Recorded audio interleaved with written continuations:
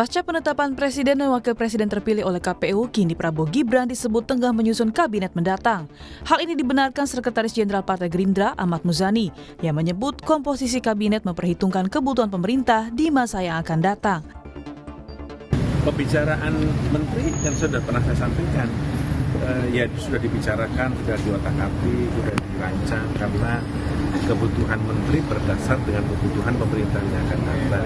Kebutuhan pemerintahan yang akan datang itu bergantung kepada perencanaan program kerja pemerintah yang akan datang, sehingga itu sedang di-breakdown oleh Presiden terpilih Prabowo Subianto dan Wakil Presiden terpilih Gibran Rakabuming. Meski urusan penentuan menteri menjadi hak prerogatif Presiden terpilih, tetapi harapan jatah menteri dari partai pengusung jadi hitung-hitungan politik.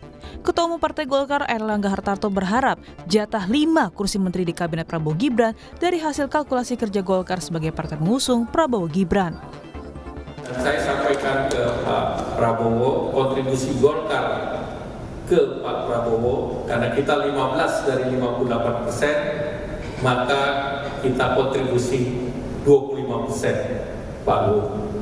Jadi kalau 25%, kalau bagi-bagi ya banyak-banyak sedikit boleh lah. Kalau yang kita sebut 5 itu minimalis. Tapi kalau dihitung proporsinya 25%, room masih banyak. Sementara itu, silaturahmi politik Prabowo ke beberapa lawan politiknya di Pilpres 2024 membuahkan hasil, yaitu PKB dan Nasdem yang memberikan dukungannya. Partai Kebangkitan Bangsa atau PKB yang baru bergabung di barisan Prabowo Gibran masih menunggu keputusan dari Prabowo sebagai presiden terpilih soal kursi menteri. Tawaran untuk masuk kabinet itu ada, Gus? Kan nunggu pelantikan, nanti kalau soal kepastian sudah di dalam. Kita ngomong pasti nanti kan ada proses, masih 6 bulan. Urusannya dengan menteri kan ketika seorang presiden sudah memiliki hak prerogatif. Sekarang kan Pak Prabowo presiden terpilih, pemenang Pilpres. Nanti tanggal 20 Oktober beliau menjadi presiden sekaligus kepala negara yang memiliki hak prerogatif untuk mengangkat menterinya. Nanti kalau soal ditanya, PKB sudah menyiapkan menteri belum? Tanya ketum kita nanti. Sementara Nasdem juga menyebut pihaknya belum bahas soal jatah menteri. Nasdem akui sadar diri karena bukan partai pengusung Prabowo Gibran. Gimana Pak? Belum ada. Dan kita nggak membicarakan hal itu. Tapi kalau dari internal sendiri Pak, gimana Pak? Dari internal nggak ada juga masalahnya. Kita memang menyadari siapa kita. Usai PKB dan Nasdem, kini Partai Keadilan Sejahtera PKS memberi sinyal akan bergabung dan mendukung pemerintah Prabowo Gibran 5 tahun ke depan. PKS diketahui sebagai partai yang selama ini konsisten menjadi oposisi sepanjang 15 tahun ke belakang. Kita tunggu saja nanti. Kan udah pada kebagian, tinggal PKS nanti juga kebagian juga. Tapi belum ada jadwal, Bu. Kapan ke? Sudah dialog, tinggal diatur jadwal. Kira-kira kapan, Bu? Segera. Ikan cepat, ikan gabus lebih cepat. Bagus. Sementara itu, sebagai partai pengusung, Ketua Umum Partai Demokrat menyebut tidak masalah jika Prabowo memberi kursi menteri pada partai yang baru bergabung usai Pilpres. Namun AHY mengingatkan Prabowo untuk mempertimbangkan banyak hal agar koalisi tetap solid. Yang jelas semangatnya adalah bagus kalau memang semakin kuat koalisi itu, tetapi terus dipertimbangkan faktor-faktor lainnya, bahwa sekali lagi bukan hanya besar-besaran koalisi tetapi juga solid, kompak, setia, dalam arti juga tidak di tengah jalan kemudian masing-masing begitu. Jika Nasdem dan PKB dimasukkan dalam kabinet, koalisi Prabowo Gibran akan menguasai lebih dari 70% kursi di DPR. Jika bertambahnya PKS ke koalisi Prabowo Gibran, akan efektifkah dengan banyaknya jajaran koalisi di pemerintah? Tim Liputan, Kompas TV.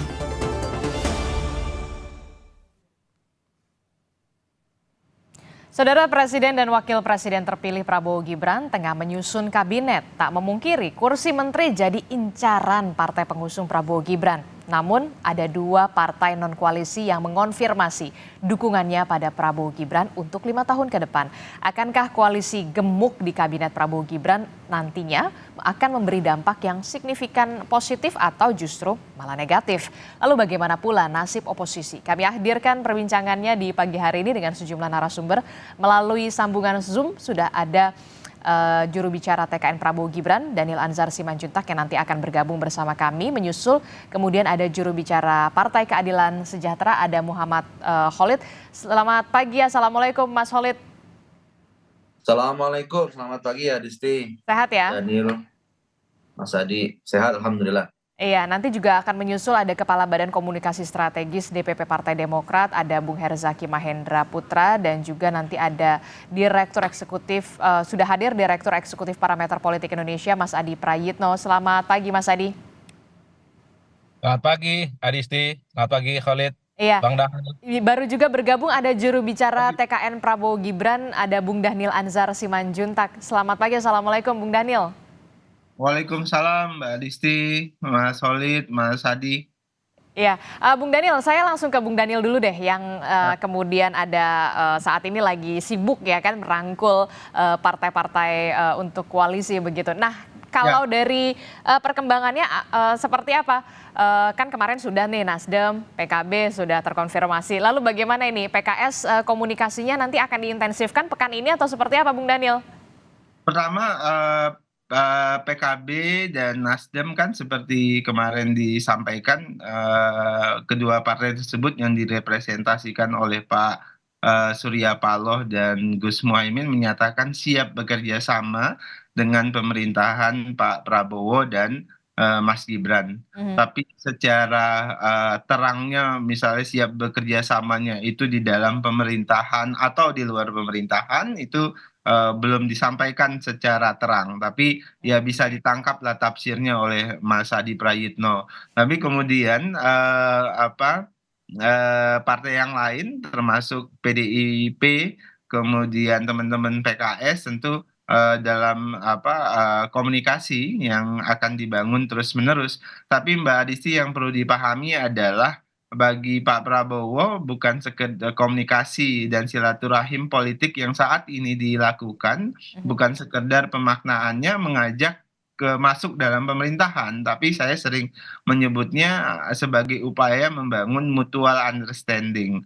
Artinya kita ingin membangun sepemahaman yang saling menguntungkan rakyat banyak. Mutual understanding ini penting karena ke depan tantangan global kita tidak mudah. Itulah yang disebut Pak Prabowo perlunya keguyuban elit. Terlepas ada bersama di dalam pemerintahan atau ada yang di luar pemerintahan. Karena Pak Prabowo paham betul, kami tentu mengalami sebagai pemenang pemilu, pilpres, paham betul kita mengalami power dilemma. Saya menyebutnya power dilemma. Kenapa?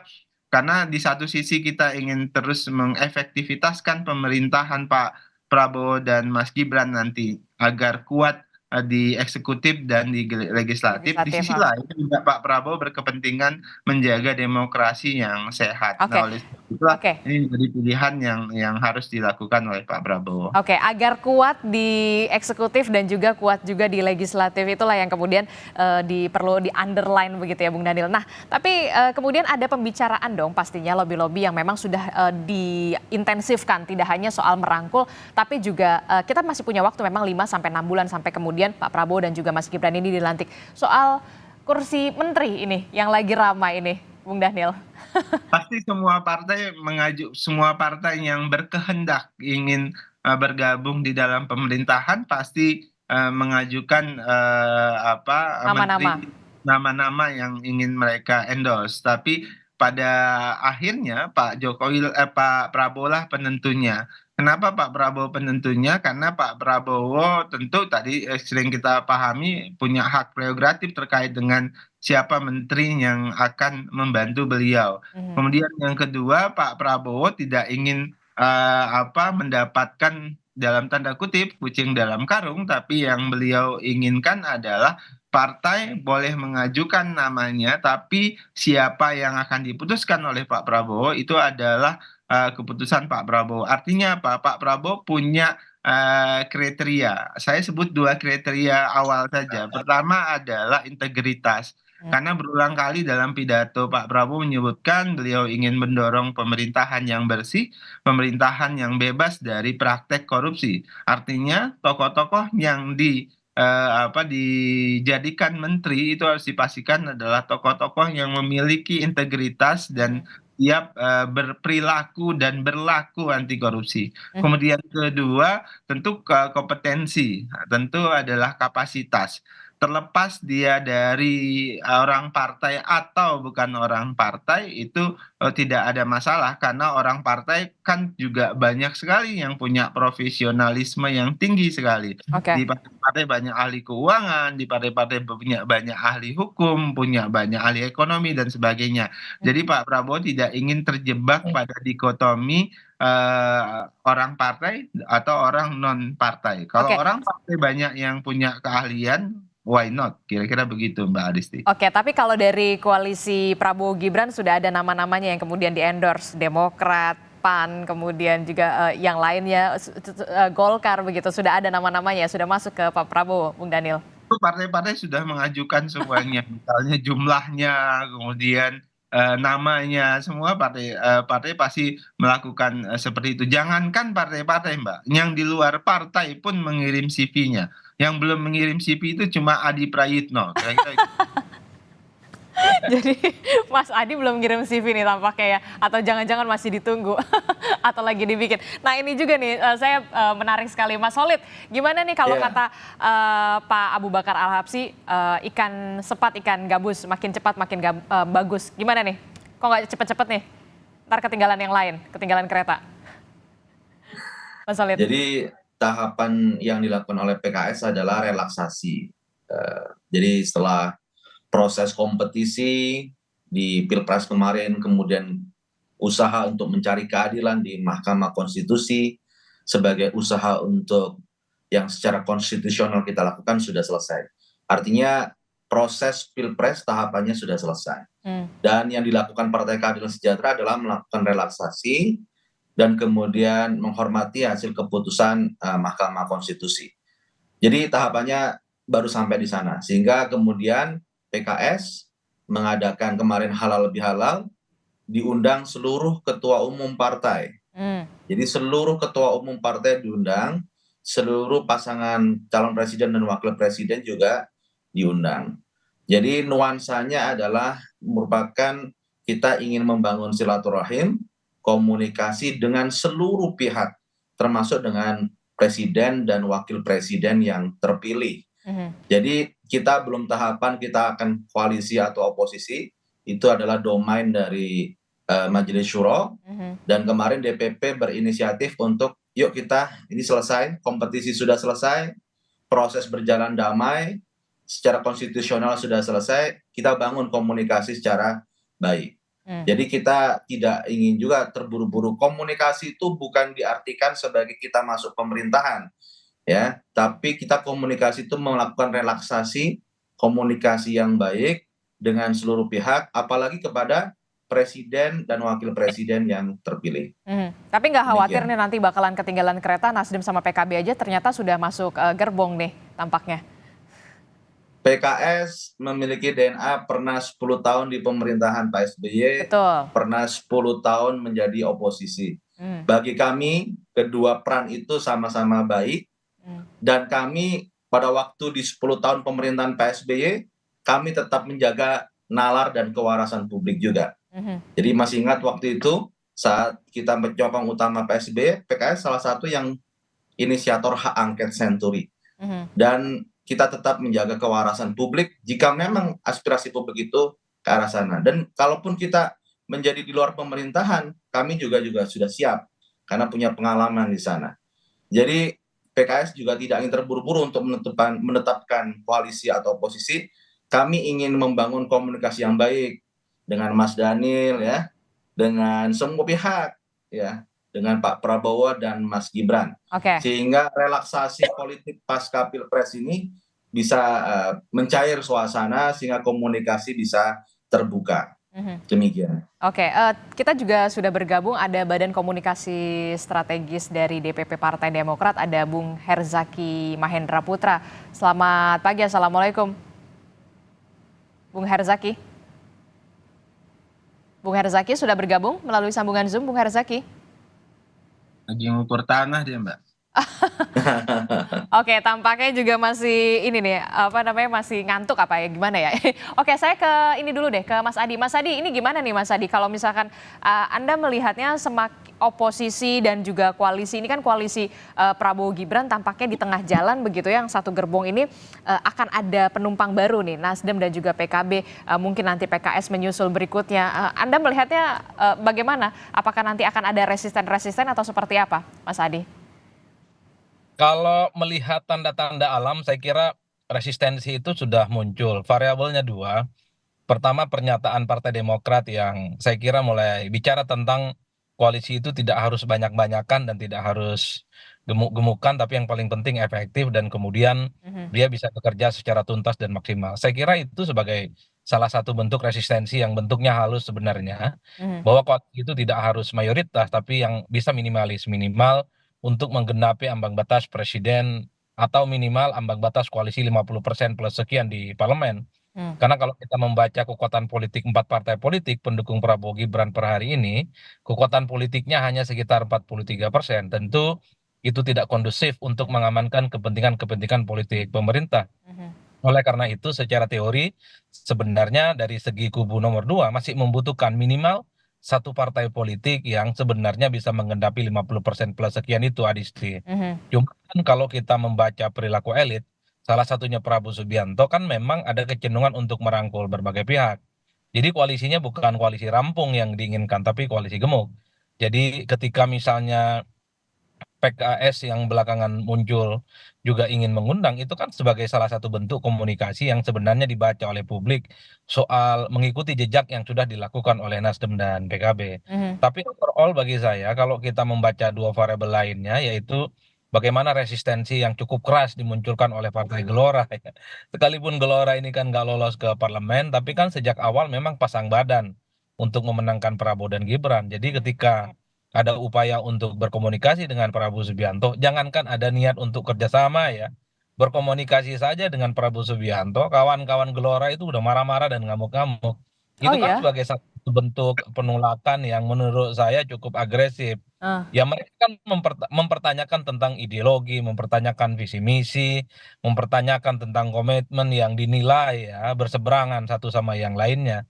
Karena kan selama ini kawan-kawan PKS ini kan adalah partai politik baik pada level elit dan grassroots-nya paling terbuka menyerang Prabowo dan Gibran, mulai dari soal MK-MK, soal etika terkait dengan kecurangan pemilu dan seterusnya dan seterusnya.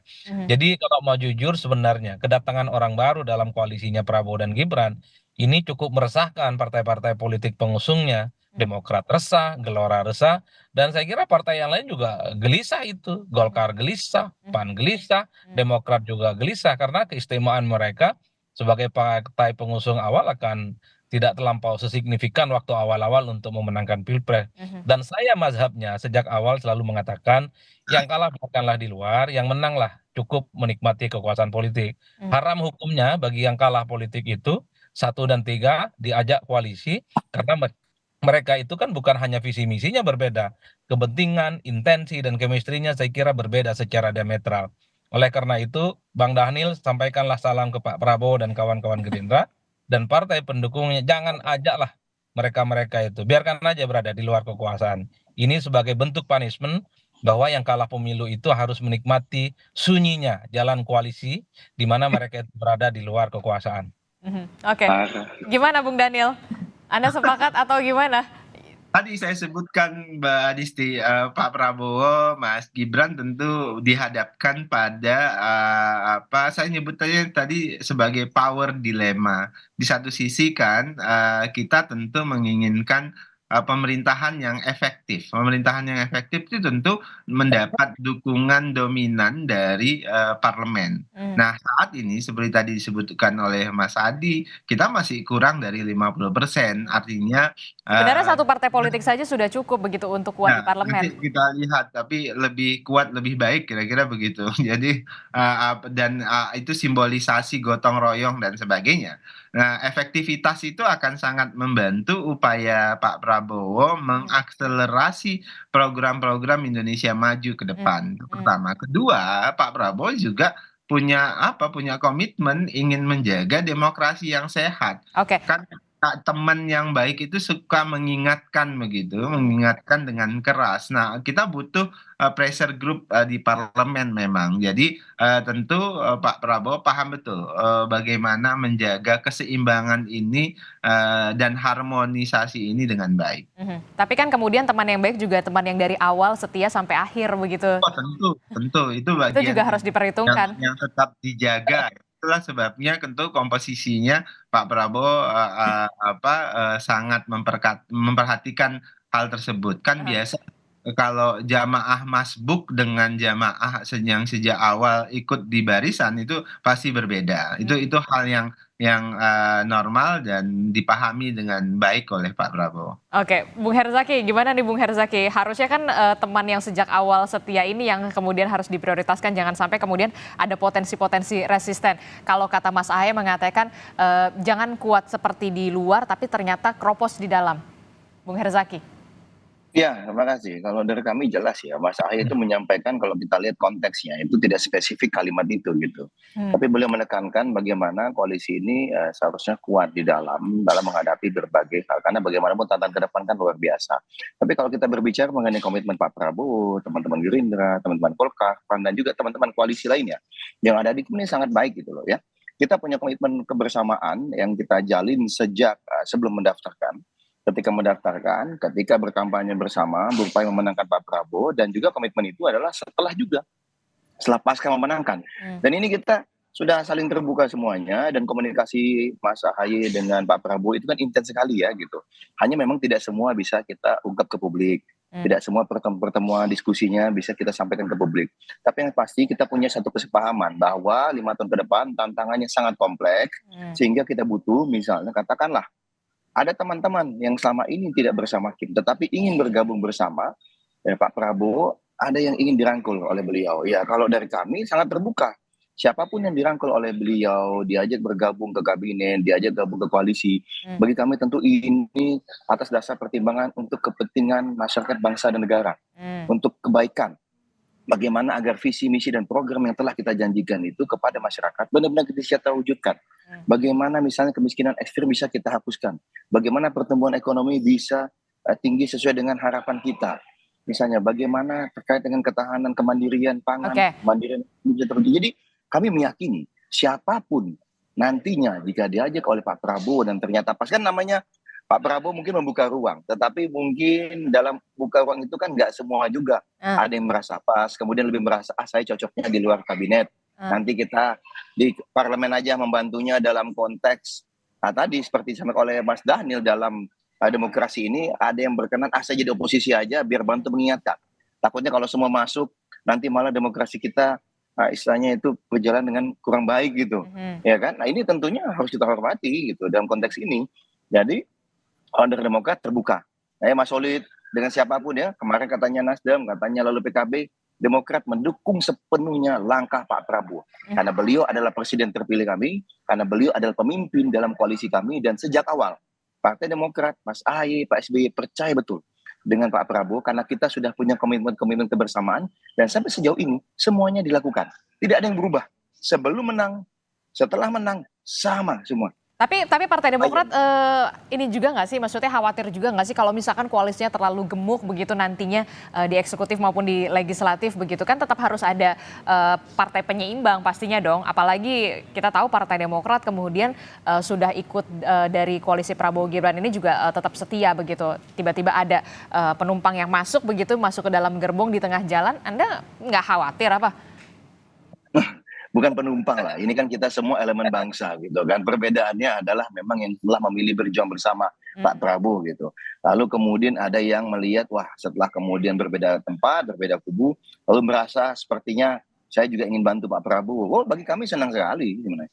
Karena harapan kami tentu bagaimana tadi, janji Pak Prabowo adalah kepada rakyat.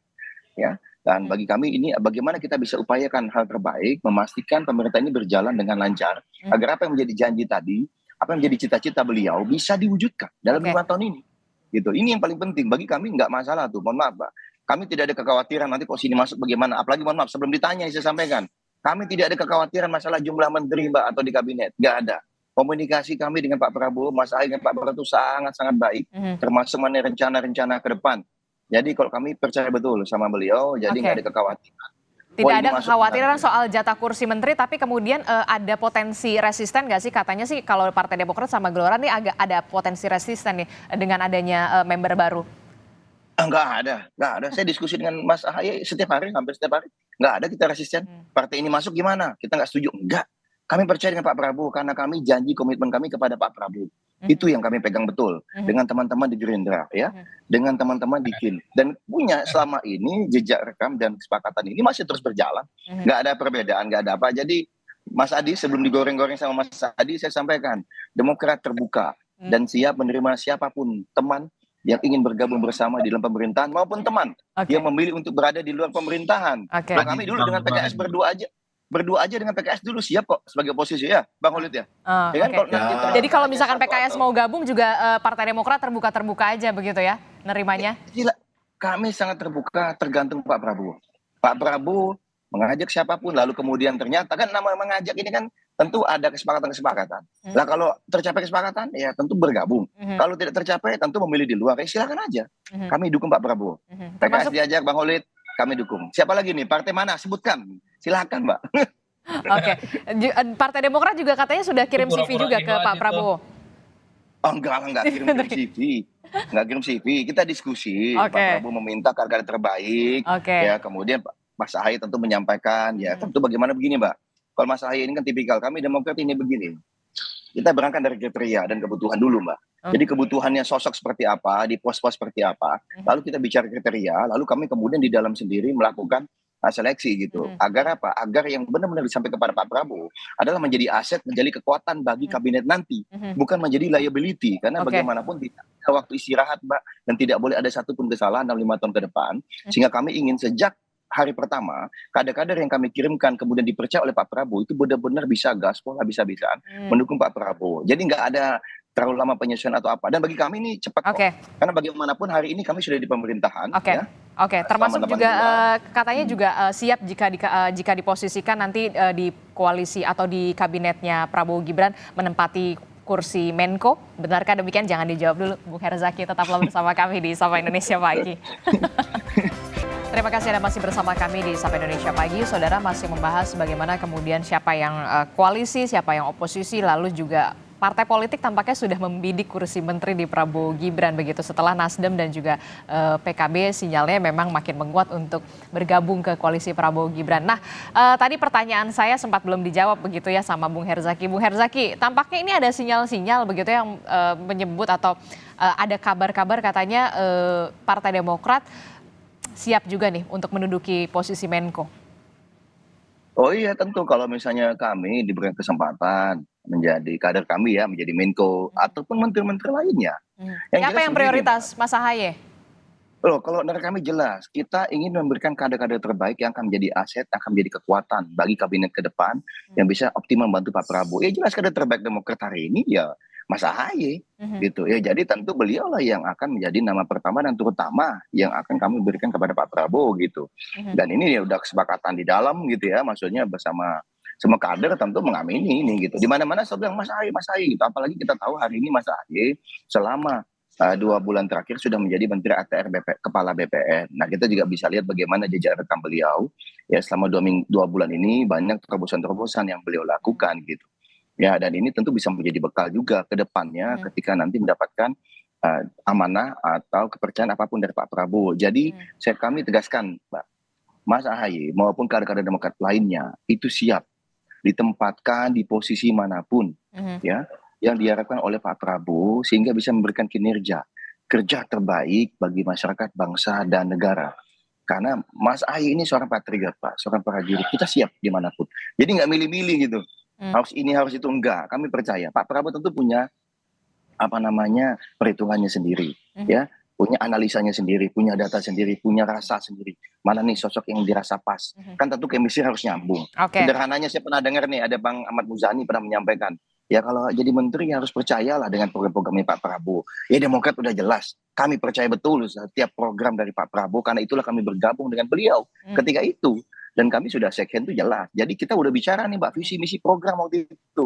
Seperti apa bentuk kedepannya pemerintahan, itu sudah diskusi panjang kalau di Kim ya Bang Dhanil ya. Bahkan tadi visi misi program yang kita setor ke KPU, itu bukan dibuat 1-2 orang Mbak. Itu digodok oleh banyak orang. Termasuk kami-kami ini juga ikut. Jadi bukan ada yang duluan belakang, nggak ada. Semua istilahnya itu benar-benar serius menggodok visi misi dan program. Sehingga ketika nanti ini, nah alhamdulillah menang. Kita sudah siap ini gitu loh Mbak. Tinggal nanti kita sesuaikan dengan kondisi kementerian hari ini gitu. Katanya ada juga yang mengatakan Demokrat juga mengincar kursi Menko Polhukam karena memang Mas Ahaye backgroundnya dari background militer juga begitu ya kan, rasa-rasanya kok cocok ya, sesuai ya. Ya, makasih Mbak kalau tadi disampaikan cocok atau sesuai atau mungkin masyarakat juga ada menilai seperti itu. Bagi kami alhamdulillah ya kalau kita bicara mengenai kompetensi. Dan ingat hari ini Pak Jokowi misalnya menyampaikan seorang menteri itu dipilih karena apa, leadership dan kemampuan manajerialnya. Mas Ahaye alhamdulillah sudah terbukti untuk itu selama ini. Begitu juga dengan di ATR BPN ini beliau lagi optimal. Nah, tetapi masalah posisi dimanapun Pak Prabowo itu adalah hak prerogatif beliau. Demokrat menghormati hak prerogatif seorang presiden terpilih. Nah, ini menjadi komitmen kami Mbak. Itu yang paling penting.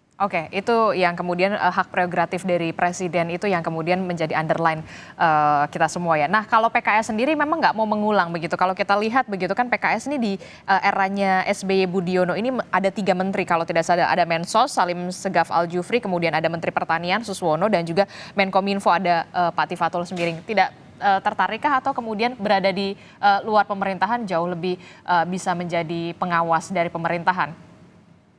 Mas Khalid. Ya, seperti yang disampaikan tadi, tahapan dari PKS saat ini adalah membangun komunikasi dengan semua pihak terlebih dahulu. Wabil khusus dengan presiden dan wakil presiden yang terpilih. Karena proses konstitusional sudah selesai dan kita ingin membuka komunikasi terlebih dahulu. Karena nanti untuk tahap berikutnya terkait apakah berjuang di dalam pemerintahan atau di luar pemerintahan, itu nanti kita akan bahas di domain Majelis Syuro atau Badan Pekerja Majelis Syuro. Kita akan kaji betul maslahat dan mudaratnya seperti apa. Tentu kita melihat dalam konteks pembangunan bangsa Indonesia ke depan. Bukan hanya bagaimana kepentingan partai itu sendiri. Itu yang pertama. Kemudian yang kedua, kalau kita bicara tentang sistem politik di Indonesia, kita itu sistem presidensial sebenarnya. Sistem presidensial itu berbeda dengan sistem parlementer. Mungkin nanti Mas Adi Pre akan bisa sampaikan itu. Kalau sistem presidensial, DPR RI, ya di parlemen itu memang nature-nya itu memang harus kritis, harus menjadi check and balances dari kerja dari eksekutif. Dan Partai Keadilan Sejahtera saat ini ya memang saat ini kalau kita lihat satu-satunya partai politik yang ada di luar pemerintahan adalah PKS saat ini. Dulu sempat bareng kita dengan Bung Herzaki ya, Partai Demokrat. Akankah kemudian tetap istiqomah di luar pemerintahan? Ya, nanti kita akan lihat dinamikanya seperti apa ya. Dan ini karena akan domain kita akan melihat wisdom keputusan yang dibuat oleh para pimpinan. Tapi kita ini saat ini fasenya kita ingin melakukan relaksasi ini penting. Kenapa relaksasi ini penting? Karena proses kompetisi kemarin berjalan cukup luar biasa dan kita ingin melakukan relaksasi bagaimana komunikasi dengan semua pihak itu berjalan dengan baik. Karena begini, walaupun kemarin kita misal 10 tahun oposisi di luar pemerintahan di era pemerintahan Presiden Joko Widodo. Kita tetap membangun komunikasi politik dengan baik dengan Presiden Joko Widodo. Jadi kerja-kerja oposisi kita, kritis kita kepada pemerintah, janganlah sampai menutup pintu komunikasi. Kita ingin komunikasi publik secara kondusif itu bisa kita jalankan. Sehingga peluang-peluang komunikasi ini tidak tertutup sama sekali. Nah ini yang sedang dilakukan oleh PKS. Makanya kemarin kita mengadakan halal bihalal, kita undang seluruh ketua umum partai, kita undang seluruh pasangan capres dan cawapres. Dan insya Allah ini adalah menjadi niat baik PKS untuk membangun komunikasi dengan semua pihak. Tak apa begitu ya, relaksasinya jangan kelamaan. Tapi karena memang Prabowo Gibran ini gas soalnya ya kan. Kalau nggak ya udahlah kita gas aja lah ya. Mas Adi, gimana nih Mas Adi? Anda melihatnya kalau dari analisa Anda, siapa yang kemudian nantinya akan merapat memang koalisi perubahan ini yang memang sudah bubar, Nasdem, PKB, ataukah kemudian PKS tetap istiqomah di oposisi, atau kemudian justru PDI Perjuangan ini yang tampaknya masih masih adem ayem aja? Satu-satunya partai yang saya baca paling siap untuk jadi oposisi di 2024 ini hanya PDIP. mereka ini kan tidak peduli mau diajak atau tidak berkoalisi dengan Prabowo dan Gibran. Itu buktinya hampir tiap hari elit-elit PDIP itu kan masih nggak puas dengan hasil di 2024. Mereka terus menduga bahwa pemilu di 2024 ini kan penuh dengan kecurangan, ada mobilisasi-mobilisasi aparatus kekuasaan, dan buktinya setelah MK, setelah KPU menetapkan Gibran dan Prabowo sebagai pemenang Pilpres, kawan-kawan PDIP kan juga masih kepetun ya sebagai bentuk mencari keadilan kata mereka. Artinya apa? Kalau PDIP ini jaim sebenarnya punya intensi untuk bergabung ya mestinya mereka ini tidak melakukan itu. Cukup ya langsung mengucapkan selamat dan menyampaikan pidato bahwa Pilpres sudah usai dan apa pilihan politik mereka ya ini harus dipilih secara masing-masing. Tapi kan per hari ini mereka tetap kritis dan cukup vokal yang menganggap pemilu di 2024 ini penuh dengan ketidakadilan. Partai-partai yang lain di luar PDIP saya kira memang sangat kelihatan iman politik mereka itu ingin menjadi bagian dari koalisi Prabowo dan Gibran. Saya ingat persis ya 2014 yang lalu ketika Prabowo kalah dari Jokowi, Prabowo langsung memberikan pidato politik secara terbuka apapun hasil yang nantinya ditetapkan oleh KPU dan Mahkamah Konstitusi. Prabowo mengatakan kalau kalah siap berada di luar kekuasaan dan tidak tertarik untuk menjadi bagian dari koalisi pemerintah. Itu jelas dan fix. Per hari ini kita tidak pernah mendengar misalnya partai-partai politik di luar kubu nomor 2 ini yang tegas iman politiknya. Apapun yang terjadi, mereka menggunakan ini momentum rekonsiliasi, politik kebangsaan, politik kerjasama. Bagi saya sederhana aja lah. Kalau mau bergabung, bergabung aja kok. Malu-malu amat karena rakyat kita ini kan sudah pada paham gitu loh Mbak. Ini kan bagian dari komunikasi, kerjasama, jadi menteri, sharing power, selesai. Kan politik kita sederhana. Jadi atas nama kerakyatan dan kebangsaan ini menutupi keinginan yang sesungguhnya ingin jadi menteri. Politik ini kan politik nutup-nutupi, politik yang pura-pura tidak tahu padahal mereka ini di panggung belakang sudah mengkalkulasi dapat menteri apa dan jumlahnya berapa. Kalau partai-partai pengusung seperti Partai Demokrat minta menteri 5 misalnya, minta Menko Polhukam misalnya, saya kira rasional. Oh, Anda mengatakan rasional ya? Rasional ya? Sebagai partai pengusung mau minta 10, mau minta 15, mau minta menteri-menteri yang dinilai komisi wasit, ya itu bagi saya nggak ada persoalan. Sebagai pemenang tentu saja harus disampaikan keinginan politiknya. Jadi Bang Herzaki nggak perlu tawadu amat, terserah Pak Prabowo Subianto, tapi harus dinegosiasikan apa keinginan Partai Demokrat. Tapi itu tadi yang agak aneh itu kalau partai yang kalah juga minta jadi menteri, ini repot dunia. Jadi untuk apa kemudian pemilu? Oleh karena itu saya selalu keras dari dulu. Setiap pemilu sejak 2004 sampai 2024 hari ini saya selalu mengatakan bagi mereka yang kalah biarkan mereka berada di luar kekuasaan. Toh koalisi sekalipun di parlemen tidak terlampau kuat dukungan politiknya, banyak kepentingan dan isu-isu politik yang saya kira masih bisa didamaikan antara kepentingan pro pemerintah dan pro kelompok-kelompok oposisi. Kalau toh misalnya pahit nih Bang Dhanil, butuh kekuatan politik parlemen, cukuplah ngajak satu partai, nggak usah banyak-banyak. Saya kira ini sebagai ikhtiar dan ini juga suntikan bagi demokrasi kita.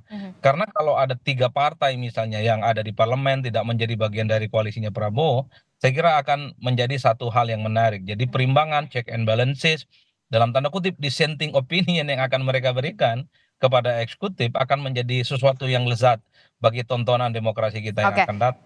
Tapi kalau jadi sapu bersih, sudah wassalam ini nasib oposisi di parlemen. Dan bisa dipastikan kebijakan-kebijakan yang tidak pro terhadap rakyat itu akan disahkan. Oke, karena memang kuat di parlemen untuk menjaga stabilitas juga begitu ya di parlemen. Nah kalau misalkan Mas Adi melihat nanti akan pembagiannya akan seperti apa, seharusnya kemudian Partai Demokrat juga dengan lantang saya maunya segini begitu karena memang saya setia dari awal begitu. Lain halnya kalau misalkan yang baru bergabung beberapa member-member baru begitu kan dikasih syukur, nggak dikasih ya dikasih dong gitu loh. Mas Adi. Saya kira memang Gerindra paling banyak jatahnya dan komisi-komisi strategis pastinya akan dimiliki dan diakuisisi oleh Gerindra. Itu secara alamiah memang selalu menjadi keistimewaan yang dimiliki oleh partai pemenang. Yang kedua biasanya dilihat seberapa besar kontribusi partai waktu pemenangan di 2024 yang kemarin. Kayak Demokrat misalnya. Ini kan kelihatan nih pasang fotonya Gibran kok Prabowo doang misalnya. Jangan-jangan itu jadi catatan bahwa Demokrat itu all out di Jawa Timur, naik secara signifikan paslon nomor 2, iya. Tapi kan publik juga akan memberikan catatan kira-kira siapa yang dinilai kinerjanya berkontribusi penting terkait dengan pemenangan Prabowo, termasuk dengan Golkar. Apa betul Golkar? Apa betul Partai Amanat Nasional? Mhm. Ini sehingga mereka itu sangat layak Mhm. untuk kejar dengan sejumlah menteri yang Mhm. cukup signifikan. Tapi begini Mas Adi, Anda melihat PKS oke gas nantinya? Kalau PKS ini kan kelihatannya malu-malu tapi mau, ya kan? Jadi undangan halal bihalal kepada Prabowo ini kan bentuk komunikasi awal. Hmm. Mereka itu ingin membuka komunikasi politik. Kenapa saya sebut malu-malu tapi mau? Karena memang PKS ini nggak mungkin menawarkan diri berkoalisi, tapi kalau diajak rasa-rasanya cocok. Mhm. Jadi pernyataan Sekjen PKS beberapa waktu yang lalu tinggal nunggu waktu untuk dapat jatah dan giliran menteri. Jadi bagi saya seorang sekjen ketika bicara secara terbuka kepada publik, rasa-rasanya memang sudah ada komunikasi yang dibangun secara intensif dengan kubu Prabowo Subianto. Problemnya, Perlu saya koreksi nih, Pak Adi. Itu Bapak? maksudnya saya koreksi. Kebagian itu maksudnya adalah bertemu, berkomunikasi. Bukan Oh. masalah jabatan menteri dan sebagainya. Itu masih terlalu jauh. Kita masih tahapannya adalah membangun komunikasi. Oke. Belum bicara masalah koalisi atau oposisi. Oke, ya harus ketemu dulu dong pastinya ya, harus ada pertemuan dulu ya, Mas Holid ya, baru membahas untuk selanjutnya kursi menteri. Tapi saya membaca memang PKS dalam posisi minta diajak. Kalau tidak, sepertinya PKS ini agak jaim dan agak gengsi untuk menempatkan diri menjadi bagian dari kubu Prabowo. Tapi kalau diajak, PKS akan memberikan begitu banyak referensi. Sejak lama PKS ini mendukung Prabowo Subianto, enggak ada persoalan, enggak ada sesuatu yang akan dipertentangkan satu sama yang lain. Oke. Inilah sepertinya memang kenapa dalam halal bihalal kemarin PKS itu ingin mengundang Prabowo, tapi Prabowo tidak datang. Publik merasa mungkin tak enak hati sama kawan-kawan Partai Gelora itu karena Partai Gelora begitu agresif dan menyalak, ya betapa itu adalah sesuatu yang tidak elok dipandang mata katanya. Itu yang saya sebut resistensi dari pendukung Prabowo sudah mulai kelihatan. Bukan hanya Demokrat juga kelihatan mulai nggak happy itu kalau ada partai-partai lain yang begitu banyak masuk dalam koalisi Prabowo. Biar ini Mas Adi dan Oke, teman-teman. oke, sekalian juga untuk Mas Holid Jadi meluruskan pertama, bagaimana kemudian jika ada jelas pandangan itu yang ketua mengatakan umum memang partai. ada resisten terutama dari Partai Gelora, Mas Holid, singkat saja. Nah, saya tidak ingin mengomentari itu. Jadi halal bihalal itu kita mengundang seluruh pihak. Itu yang pertama. Yang kedua memang Pak Prabowo melalui timnya menyampaikan mohon maaf tidak bisa hadir karena sudah ada acara halal bihalal yang lain. Jadi saya kira ini adalah maksud saya ini jangan dibelintir bahwasanya ini adalah sebuah sikap politik yang kemudian menolak karena ada gelora, tidak sejauh seperti itu. Intinya kita mempunyai niat baik di sini membangun komunikasi semua pihak dengan 01, dengan 02, dengan 03, dengan seluruh partai politik. Kan spiritnya di sana. Spiritnya di sana dan kita tidak ingin terburu-buru juga karena proses pembentukan pemerintahan itu masih 6 bulan ke depan dan proses kami adalah sudah niatan baik untuk melakukan relaksasi tadi sehingga tidak ada sumbatan-sumbatan komunikasi dengan terutama dengan presiden dan wakil presiden yang terpilih. Saya pikir itu adalah contoh yang bagus dan perlu didukung agar relaksasi dan kondusivitas politik di level nasional itu tetap terjaga. Oke, baik. Terakhir, Bung Daniel, bagaimana kemudian koalisi Prabowo Gibran ini bisa, terutama ya Pak Prabowo dan juga Mas Gibran ini mengakomodir, jangan sampai kemudian ada potensi resisten di sana, ada terjadi potensi gesekan-gesekan kecil di sana, apalagi sebentar lagi, tinggal beberapa bulan lagi kemudian akan dilantik begitu. Mbak Adisti, Pak Prabowo terkenal sebagai sosok yang mampu membangun soliditas tim dengan baik. Nah, soliditas tim ini perlu dibangun ya tentu tadi insentif yang pantas diberikan itu harus tetap diberikan. Tentu tadi saya sebutkan insentif yang diberikan kepada partai yang sejak awal mengusung Pak Prabowo tentu berbeda dengan partai yang saya menggunakan istilah masbuk dalam jamaah koalisi ini gitu. Nah, oleh sebab itulah insentif itu akan tetap menjaga soliditas. Kemudian yang kedua, tapi tidak mengabaikan fakta bahwasannya Pak Prabowo membutuhkan putra-putri terbaik negeri ini untuk membantu beliau. Makanya partai tidak mungkin Pak Prabowo terima apabila memberikan orang-orang yang tidak qualified. Yang tadi saya sebutkan dua yang paling atas itu adalah integritas dan kemudian kompetensi. Dan ini penting. Jadi insentif pasti diberikan sesuai dengan porsinya masing-masing. Kemudian kedua, Pak Prabowo ingin fokus pada integritas dan kompetensi ketika para menteri itu beliau tunjuk. Kira-kira begitu, Mbak. Jadi tidak perlu khawatir ya, apalagi Demokrat begitu yang memang sudah sejak awal begitu ya Bung Daniel. Don't worry, be happy. Itu yang Mbak yang. Oke, baik. Kita akan tunggu bagaimana nanti akan ada komunikasi-komunikasi selanjutnya PKS dengan Pak Prabowo, atau kita nggak pernah tahu siapa yang nanti akan menduduki posisi-posisi strategis juga di pemerintah, dalam hal ini adalah di kursi menteri siapa saja. Terima kasih Bapak-Bapak, Mas Holid terima kasih, Bung Daniel terima kasih, Bung Herzaki, Mas Adi Prayitno terima kasih. Selamat pagi, sehat-sehat selalu Bapak-Bapak. Assalamualaikum.